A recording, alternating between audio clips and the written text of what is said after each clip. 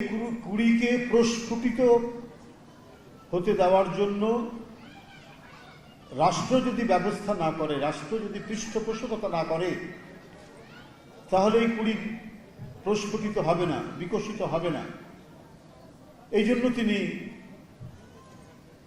এই পদক্ষেপ নিয়েছিলেন। নতুন কুড়ি বাংলাদেশের জাতীয় টেলিভিশনে এর অনুষ্ঠান প্রচারিত হতো এবং বছরে বিভিন্ন পুরস্কারের আয়োজন ছিল, প্রতিযোগিতা হতো। সেই প্রতিযোগিতায় যারা উত্তীর্ণ হতেন তাদেরকে সেই পুরস্কার দেওয়া হতো এবং যে অনুষ্ঠানে স্বয়ং রাষ্ট্রপতি জিয়াউর রহমান উপস্থিত থাকতেন। তো এই যে দৃষ্টিভঙ্গি, একজন রাষ্ট্রনায়ক যখন তার দেশকে নিয়ে ইতিবাচক ভাবনা ভাবেন, তখন তিনি কবি হয়ে যান। তখন কবি এবং রাষ্ট্রনায়কের মধ্যে কোনো পার্থক্য থাকে না। রাষ্ট্রনায়ক নিজে হয়তো কবিতা লেখেন না, কিন্তু তার একটা কাব্যিক মন থাকে। ওই কাব্যিক মন না থাকলে কেউ রাষ্ট্রনায়ক হতে পারে না, বড় রাজনীতিবিদ হতে পারে না। জিয়াউর রহমান ছিলেন আমাদের স্বাধীনতার সংগ্রামের, স্বাধীনতা যুদ্ধের একজন মহান কবি, যিনি বাঁশি বাজিয়েছিলেন স্বাধীনতা। তিনি রাষ্ট্র ক্ষমতায় এসে তার মানসপটে কি কি করণীয়, কি কি কর্তব্য করতে হবে,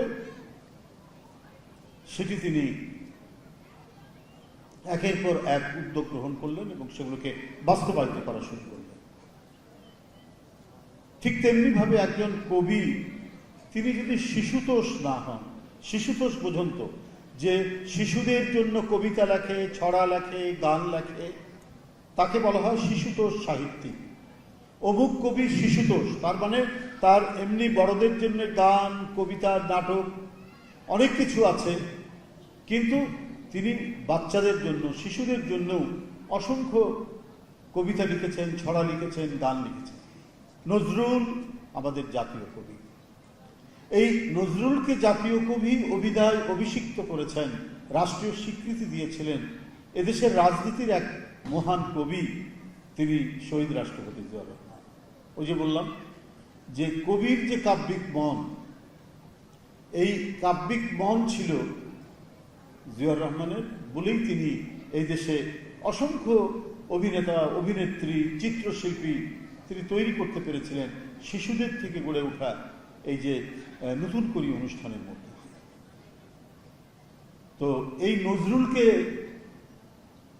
রাষ্ট্রীয় স্বীকৃতি দিয়েছিলেন কাজী নজরুল ইসলামকে জিয়াউর রহমান। তিনি এদেশের জাতীয় কবি। এত যথার্থ, এত উপযুক্ত, এত বাস্তব, এত খাঁটি একটা সিদ্ধান্ত জিয়াউর রহমান নিয়েছিলেন, এটা ভাবাই যায় না। এখন নজরুল কেন নিয়েছিলেন? নজরুল অনেক বড় সাহিত্যিক, অনেক কবিতা লিখেছেন, গা গরম করা কবিতা লিখেছেন, প্রেমের কবিতা লিখেছেন, প্রকৃতিকে নিয়ে কবিতা লিখেছেন, কিন্তু সবচেয়ে বড় অবদান তিনি শিশু বাচ্চাদেরকে নিয়ে কবিতা লিখেছেন, গান লিখেছেন। শিশুতোষ নজরুল কত বড় কবি, এটা ছোট কথায় বা ছোট মুখে এটা বর্ণনা করা যায় না। রবীন্দ্রনাথ নিঃসন্দেহে অনেক বড় কবি। রবীন্দ্রনাথও অনেক শিশুদের জন্য কবিতা লিখেছেন, গান লিখেছেন। আমরা সবাই রাজা, আমাদেরই রাজার রাজত্বে, আমরা শুনেছি না গানগুলো? বাচ্চারা এই গানগুলো গায়। কিন্তু একজন কবির সাথে আরেকজন কবির কিন্তু তুলনা হয় না। প্রত্যেকটা কবি স্বায়ত্তশাসিত, প্রত্যেকটা কবি তার নিজস্ব প্রতিভা বলে সমাজে প্রতিষ্ঠিত বা সাহিত্য জগতে প্রতিষ্ঠিত। কিন্তু সবকিছু মিলিয়েই রবীন্দ্রনাথের যে উচ্চতা, এই উচ্চতার কাছে আমার মনে হয় আমরা যে যাই বলি না কেন সমতুল্য হতে পারে না। কিন্তু আমি যদি নজরুলকে বিবেচনা করি, তাহলে ওই যে বললাম যে এক কবির সাথে আরেক কবির তুলনা হয় না। কিন্তু কিছু কিছু ক্ষেত্রে কেউ কেউ এগিয়ে যান। শিশুদের জন্য গান, শিশুদের জন্য কবিতা, এবং এত প্রাণস্পর্শী কবিতা গান নজরুল লিখেছেন, এটা রবীন্দ্রনাথের চাইতেও বড় শিশুতোষ হচ্ছেন কাজী নজরুল, কমপক্ষে এই ক্ষেত্রে শিশুতোষ রচনার ক্ষেত্রে। কিছুক্ষণ আগেই এখানে আমি সেই গানের সুরটি শুনতে পেয়েছিলাম, প্রজাপতি প্রজাপতি কোথায় পেলে ভাই এমন রঙিন পাখা। অসাধারণ একটি গান, এটা তো শিশুদের জন্যই লিখেছে। তারপরে খাদু দাদু ন্যাকা হবে নাক ডেকা ড্যাং ন্যাং, মানে দাদুর সাথে, দাদা বা নানার সাথে তার নাতিদের একটা সম্পর্ক হচ্ছে রসিকতার সম্পর্ক, ফান করার সম্পর্ক। তো সেই ফান করছে একজন নাতি তার দাদুর সাথে, সেটার উপরে কি চমৎকার তিনি ওই কবিতাটা লিখেছেন, নাক ডাগা ড্যাং ড্যাং। তারপরে খুকি কাঠবিড়ালি, আমার কাছে তো এত এত চমৎকার, মানে একটা প্রাণীর সাথে একটা বাচ্চা মেয়ে তার যে মনের অন্তর থেকে যে কথোপকথন করছে, মানে শিশুদের মনের গভীরে একটা বড় কবি কিভাবে ঢুকে যান, কিভাবে পাঠ করেন একটা শিশুর মনে, এটা চিন্তাই করা যায় না। বিখ্যাত শিশুতোষ, আপনারা তার নাম শুনেছেন, ডেনিস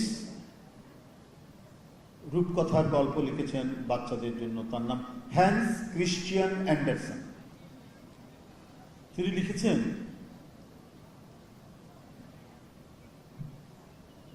যে প্রত্যেকটা মানুষের জীবনী একটি রূপকথা,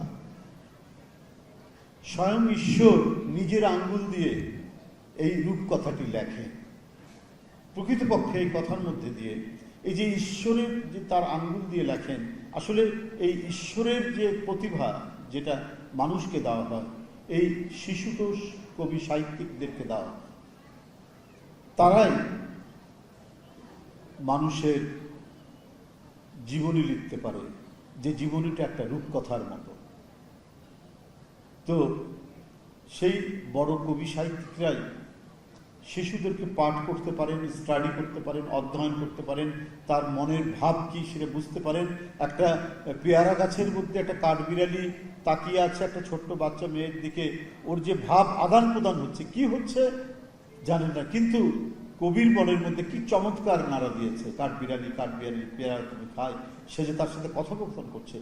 এর চাইতে মানে মনের অন্তর, মানে মনের ভিতরে ঢুকে তার ভাবটা বের করে নিয়ে আসার যে অসাধারণ ক্ষমতা, সেটা ঈশ্বর একটা কবিকে সেই প্রতিভা দান না করলে তার পক্ষে এটা সম্ভব হতো না।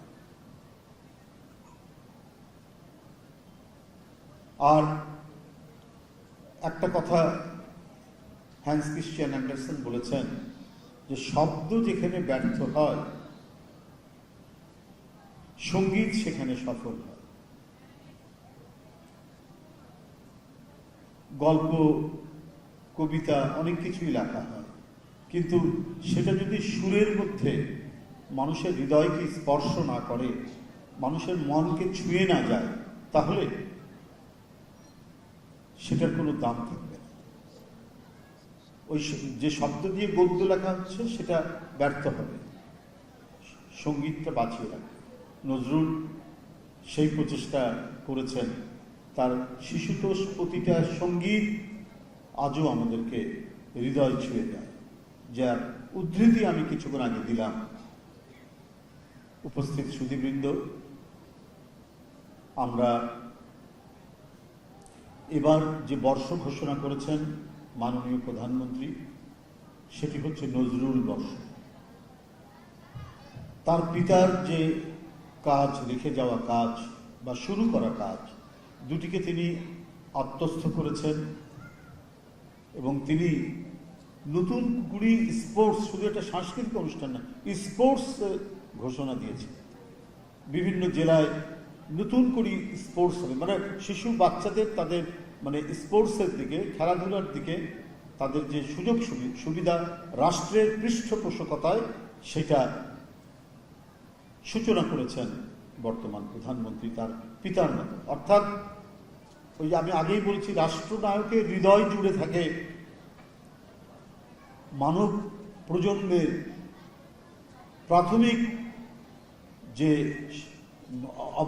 প্রাথমিক অবস্থা হচ্ছে শিশু কিশোর, এই প্রাথমিক অবস্থা। এরপরে যখন পূর্ণতা পায়, যৌবন প্রাপ্ত হয়, যুবক হয়, প্রৌঢ় হয়, এই করে করে বয়স বেড়ে যায়। কিন্তু প্রথমে গড়ে তোলার যে প্রধান সময়টি, সেই সময়টিতে হচ্ছে এই শিশু কিশোরদের, এদেরকে গড়ে তুলতে হবে।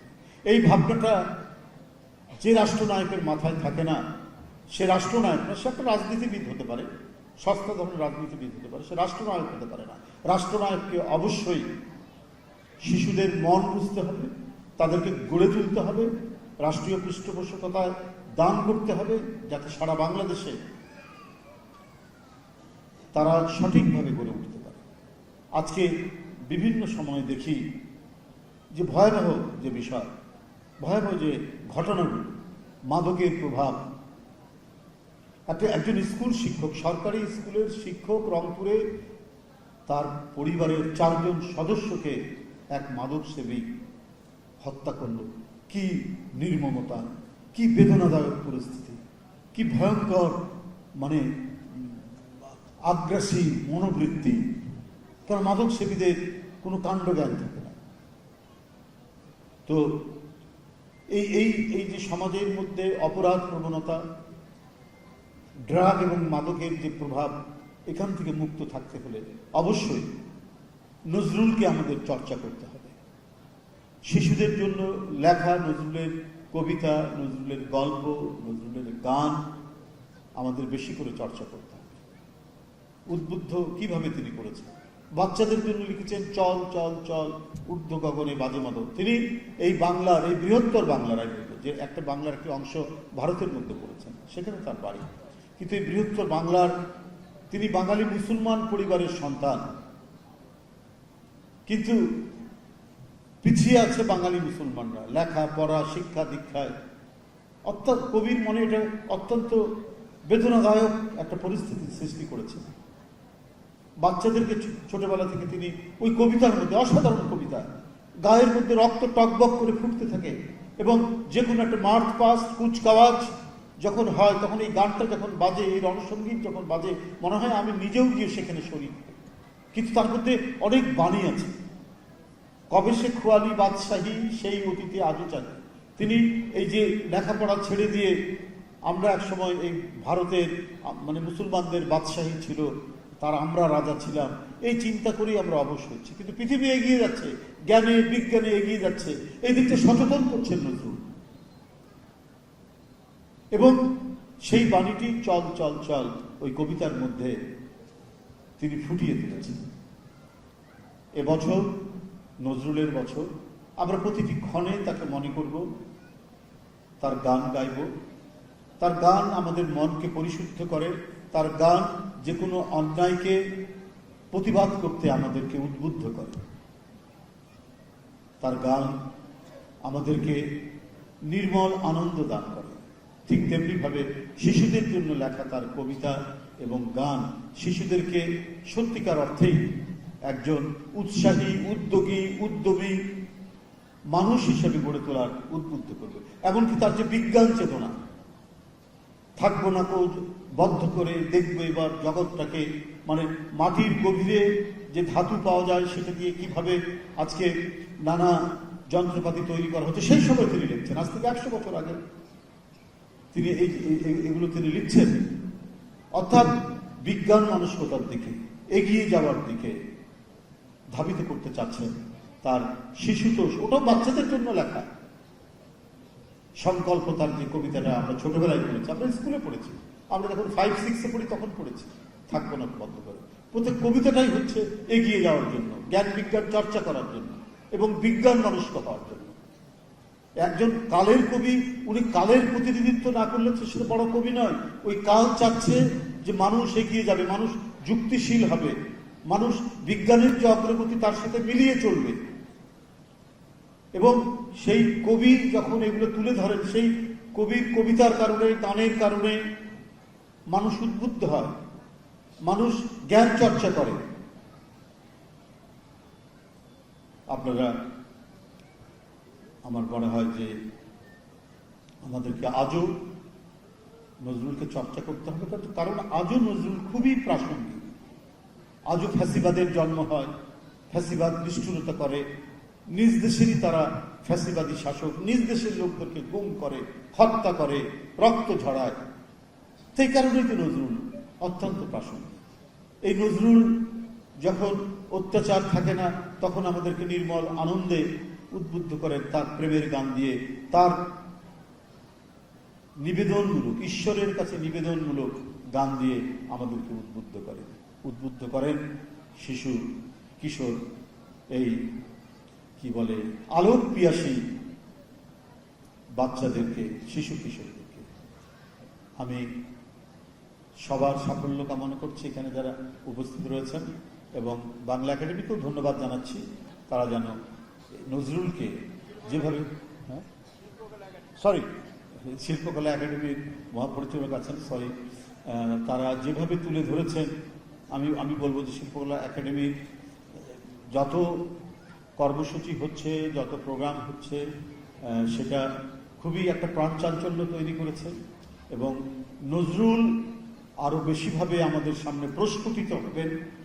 নজরুলের চর্চা আরো বেশি বাড়বে, কারণ এই বছর হচ্ছে নজরুল বর্ষ, এবং অবশ্যই প্রতিটি নজরুলের কর্মসূচিতে শিশু কিশোরদের যেন একটা জায়গা থাকে, এই আহ্বানটুকু জানিয়ে আমি আমার বক্তব্য শেষ করছি। ধন্যবাদ সবাইকে।